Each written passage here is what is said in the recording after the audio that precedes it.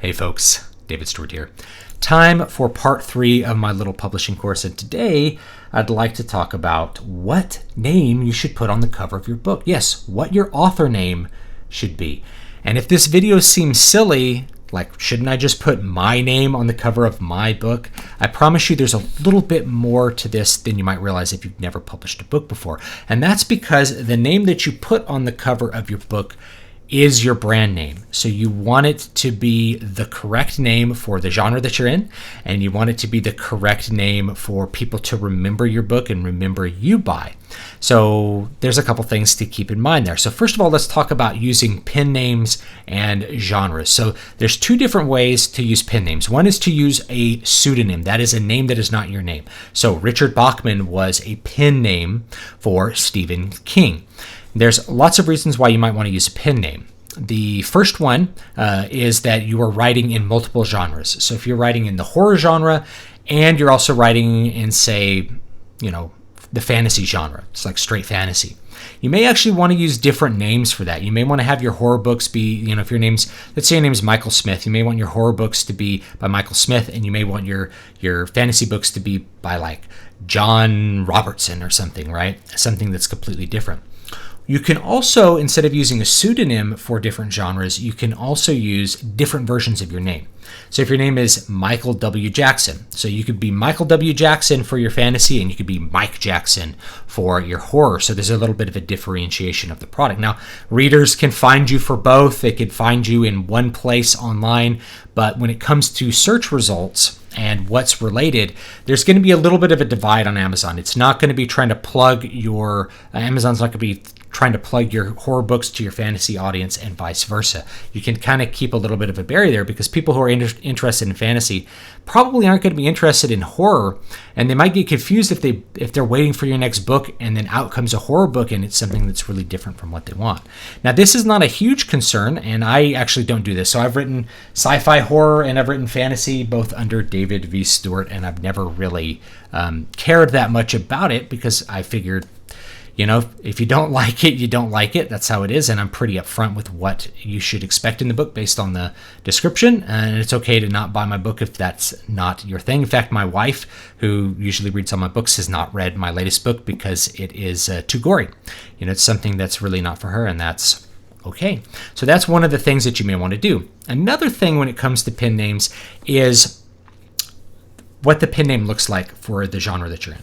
So if you are writing in romance, for example, I recommend that you don't use a male name. So if you are a male and you're writing in a genre that's heavily dominated by female writers and is dominated by female readers, you're probably going to want to use a female pen name. And this is so you fit in with the crowd. So you look like a part of the genre as a whole, and any reader can hop in there and they feel like their expectations are going to be fulfilled.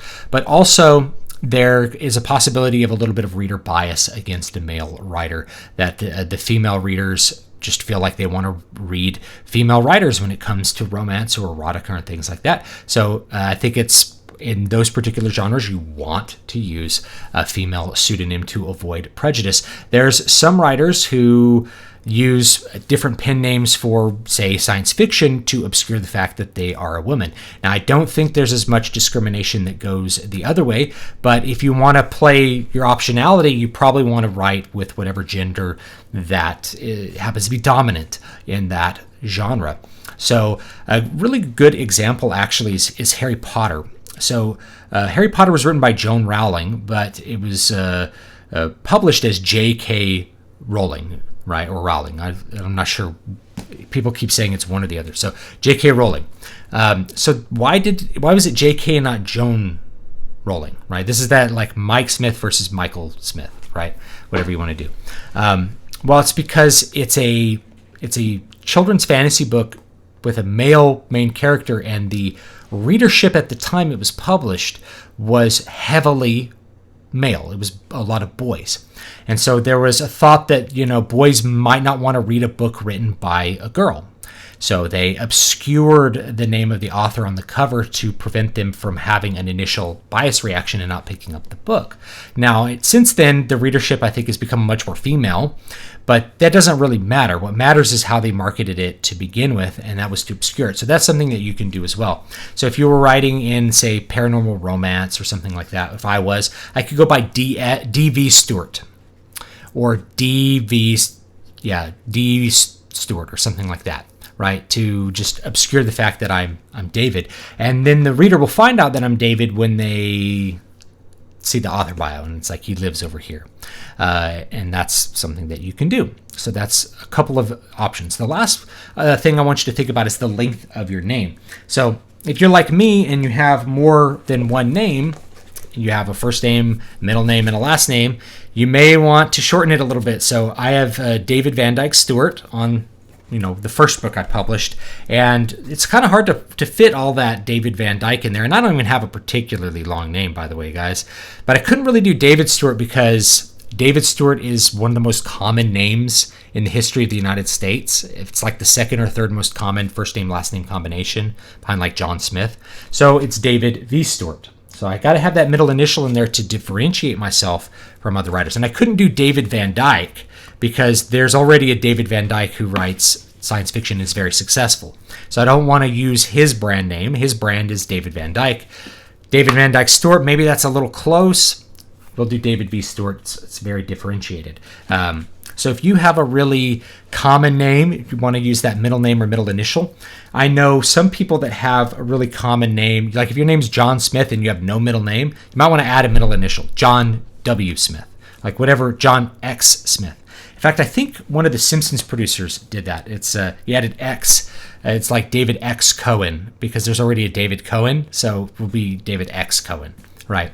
You just can add a middle initial in there if you want to. And that's to make your brand differentiated from other things. I did have a viewer of the live streams email me, and she said that she was worried about how long her name was. And she had a first name, a middle name, and then a hyphenated last name. And that's pretty typical. Most people have something similar to that. Like my wife has like 5 names. So that name probably needs to be shortened so that people can remember your brand and that your name will actually fit on the book cover. So you could do, your first couple initials, and you could do your last name hyphenated if you want, or you could do your first name and a hyphenated last name. Hyphenated names, they kind of work as 2 names, but you can have them. They're not a big deal. So here's the rule of thumb for the length of your name, and this is based entirely on my observations. I haven't had a publisher tell me this. I haven't had an agent tell me this. I look at all the books, and they all follow these simple rules. Your name is maximum 2 names with as many initials as you want. So if your name is Michael Whalen Johnson Smith, you could go Michael W.J. Smith, or you could go M. W.J. Smith. So maximum 2 names with as many initials. J.R.R. Tolkien rather than, John Reynolds Rule Tolkien, which is a lot. J.R.R. Tolkien. He could have also gone John R.R. Tolkien. George R.R. Martin, right? You can have as many extra little ones that are in there. Now, I think some of the best initials to use if you have 2 of the same name. So if your name is Michael, something with the name. Let's do or something else. William Whalen Smith, W.W. Smith. Boom. That's great because we like seeing those 2 initials. It looks great. It's a great piece of branding. So maximum 2 names, as many initials as you want. And if you want, you can leave your first name out and turn it into initials like with J.K. Rowling to obscure the gender of yourself for readers who might be biased against that for whatever reason. So those are the big rule of thumb. It's going to be 2 names. Now, the exception is if you have a middle name like Lee, if you have a really short middle name. If your name's Brandon Lee Walker, you could just do Brandon Lee Walker, not Brandon L. Walker. It's fine. Or if your middle name is J, not like J-A-Y, you could do John J. Smith or J.J. Smith. That works too. Both of those are great. So 2 names I think is probably good. Of course, I've broken the rule before, but I kind of learned from my mistakes and went more towards David V. Stewart instead of David Van Dyke Stewart. So hopefully this is interesting and helpful to you for deciding what kind of name you want to put. I will add one last bit. So if you're worried about your name being too ethnic for an English-speaking audience, chances are it won't be, unless your name contains like letter phonetics that are not common. So if your name uses like a Chinese X, then I can't give you great advice on that, other than I don't see it a lot. I don't think it would necessarily be a bad thing, but I don't see it a lot. I don't see a lot of X beginning names, right? It's just something I don't see a whole lot of. But you don't have to worry about if your last name is Del Toro. It's like, oh, is that not wide enough? No, don't worry about it. If your name is ethnic, that's fine. It's not gonna bug readers. They just want to see a name that they can recognize as something different from somebody else's name. So I don't think you have to change your name if your name is Russian. That's fine. Just as long as you're not writing it in Cyrillic, I think you'll be okay with that. Your name could be Vladimir or whatever. People aren't gonna care that much. They only care that it's either too long to take it all in, or they can see it in one glance and know who it is. So anyway, that's it. Write streams happen every Wednesday at 6 p.m. Pacific. You can drop in and give me your questions on this publishing phase this Wednesday. And if you're watching this far in the future, feel free to email me, stu@dvspress.com, and let me know what you need, and I'll try to help you. So thanks so much, and I'll see you guys next time.